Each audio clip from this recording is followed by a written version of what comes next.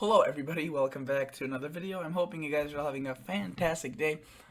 So, today's upload is about the weather, again, obviously, but we'll be talking about the storm system that we were talking about yesterday.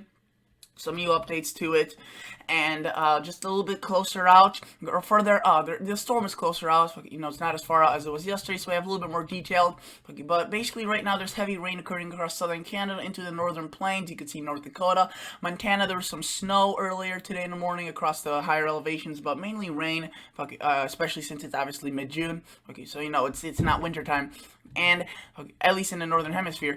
But if you're to look at the storm system in the next coming days, it's gonna be pretty impactful, pretty powerful, and it'll be definitely something worthy of to talk about in today's upload.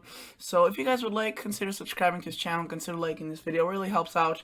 Again, if you like this video, it gets this video out to more people and kind of keeps this channel afloat, which is always, I guess, a good thing.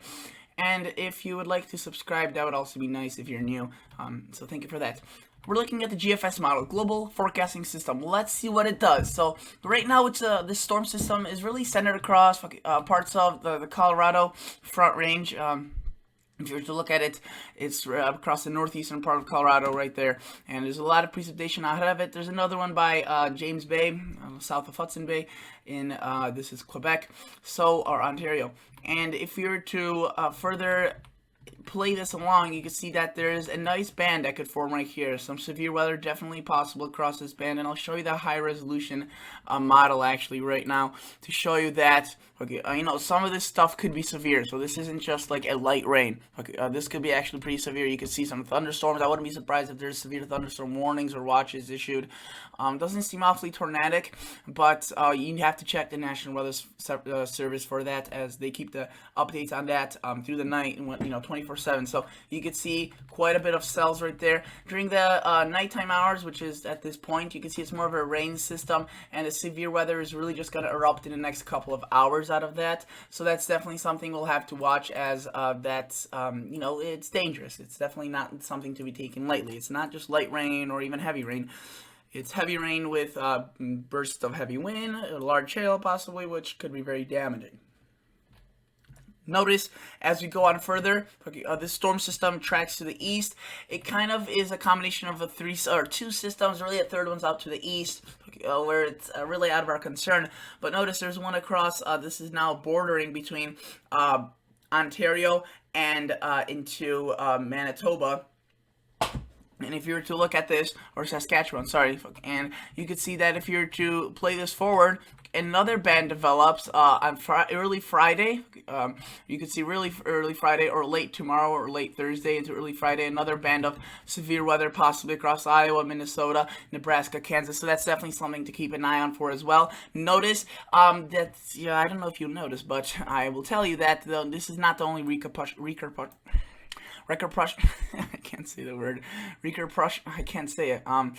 It's not the only side effects of the storm. If you were to look at this, you can see that there is a cold front right here, and that obviously brings the severe weather and the rain and the large hail. But if you were to look at the backside, notice these bands right here. That's not really strong winds. That's just indicative of chilly air.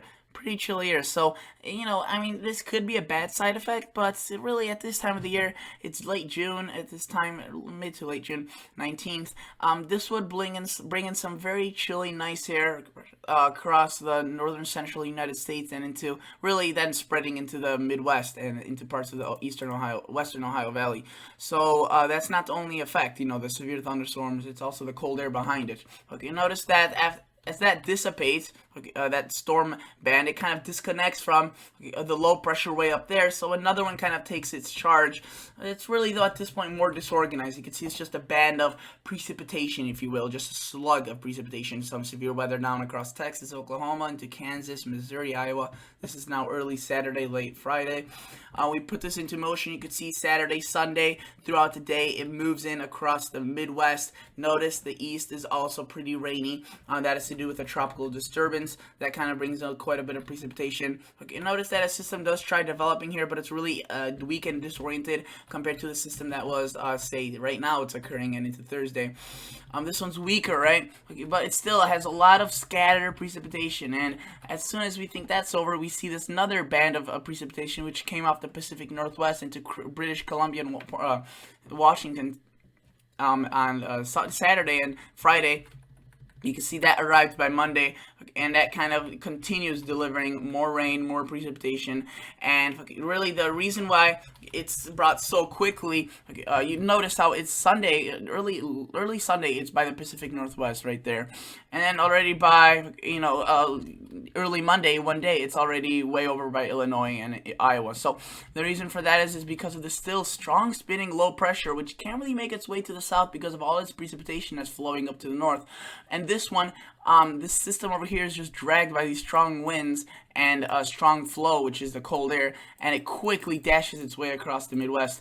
And with the support of the old system, if you were to look at this, it actually develops possibly a severe weather line, or like almost probably a couple of derechos maybe possible. That's a good classical setup. Notice right there that lobe of chilly air, it comes down, okay, and it really just chills things down. Notice that another cold front tries developing right here. So over the next period of maybe a week to a week and a half, very wet, very rainy across a good portion of the United States. The Northwest with that system on Saturday and Sunday, and then the Northeast with that system from that tropical depression, tropical storm, not really a tropical storm, a tropical system, if you will. It's just basically a fancy term for it's using tropical moisture to its advantage, and you could see that it just finally dries out after this cold air passes through, but still isolated showers and scattered thunderstorms will be possible. This doesn't look awfully too severe, any of this stuff, or in terms of severe weather or in terms of just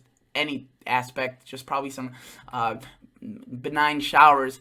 But you can see that this cool air stays along for a while, and then we could start seeing a warming trend. You can see right there across the United States. But really the only area that's going to be cool is the central United States. The West is going to maintain its heat for a good portion of its time, but the GFS is showing a little bit of cool weather towards the end of that forecasting period as well. So I want to quickly show you the cold temperatures behind the storm. Look at that. So let's take a look at this. Let's go back to today, and let's take a day-by-day glance at this. The day is up here, but it's not loading. Okay, there we go. Wednesday, June 17th, so that's today. Okay, and if you were to look at this, notice there's a little bit of cool air in the southeast from that initial one we had a couple of days ago. The heat kind of came back today across the United States. Okay, and notice that the cold air is it's really bottled up there, and it would really eagerly make its way down here. But again, it's because of those precipitation, that precipitation flow that kind of prevents it from doing that. And only after it all clears out does this kind of slug its way down to the south. And as you can see, this is a pretty good area of the United States, which is below average. The west is warm, the northeast is warm, and parts of the peninsula of Florida is warm. Otherwise, the central United States is chilly, not cold. Cold for summer standards, but it's more pleasant. And notice that over time, the heat really just starts almost constricting this these below average temperatures, and we really just start seeing heat across the west. Southern Canada, like I mentioned in yesterday's video, the anomalies for that, absolutely out of this, off the charts, possibly, a mega heat wave for those areas coming. And notice that this is just ridiculous heat, and it stays warm, and it maintains its warmth. Notice that in the northwest then, like I was talking about earlier, it could cool off, maybe around the end of the month, or coming into the holidays across 4th of July. But you can see it doesn't really do much. The heat maintains itself, and it's just oppressive across these parts. If you were to look at these anomalies, that's just ridiculous. There's no way other to put it. You can see that there's just 16 to 20 degrees, if not 28. It's basically maxing out right there.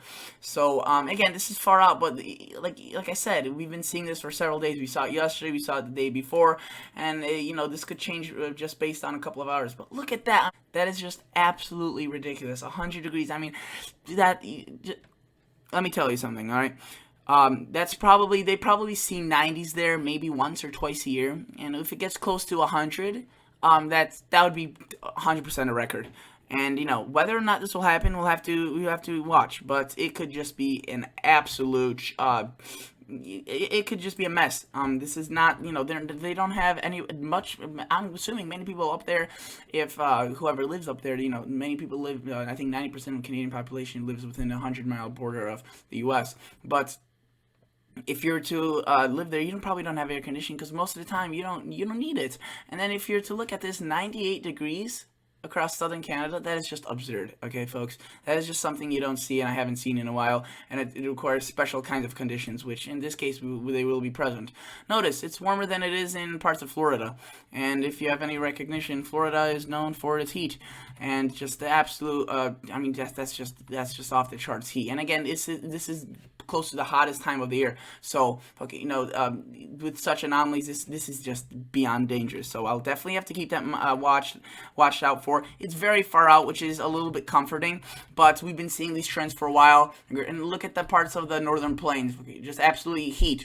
Just heat beyond heat, hundreds, 90s. Okay, so this is definitely something not good. Okay, something we'll have to keep an eye on for, and something that is a developing situation.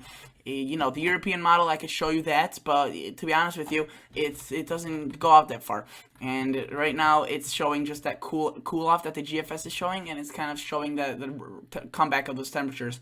But to be fair with you, this could be something for the record books if this heat were to unfold across southern Canada. Notice the European also indicates this cool air across next week, Wednesday, Thursday, and but it also kind of breaks it apart pretty quickly. Doesn't really do much with it like the GFS does. And if you were to look at the European model, I want to show you a windy.com. This is the European precipitation amount since I was showing the GFS. And you can see the next 5 days are just precipitation field. You can see several areas up to 1 to 3 inches of rain across the eastern United States, as well 2 to 3 inches of rain. And if you were to look at the next 10 days, just loads and loads of rain possibly. So to be honest with you, that's a good thing. They've been kind of dry, but again, too much of a good thing is always the problem. Look at these locations. At least they'll be getting a lot of precipitation if the heat were to unfold. And I'm sorry I'm focusing on this. I know this isn't really a Canadian weather channel, but that shouldn't be the point. The point is that the anomalies are just incredible. I mean, that's probably 40 to 50 degrees above average in terms of Fahrenheit. So if that same anomaly were happening across, say southern Florida, that would be 130, 140. I know. You probably wouldn't believe me, but you probably don't believe me right now, but that's just putting it into perspective. How, usually their average is maybe 60, maybe 70. When they get hundreds, that's like 130 in Florida. It's never been recorded before there, as far as I'm concerned. Only in the Southwest. So definitely something to be watchful of. And I know that there's plenty of weather going on in the United States that could be talked about, but it's not nearly as aggressive as what's going on there. So thank you guys so much for watching. Consider liking the video. Consider subscribing to the channel. I'll catch you all guys in the next episode. See ya. Bye.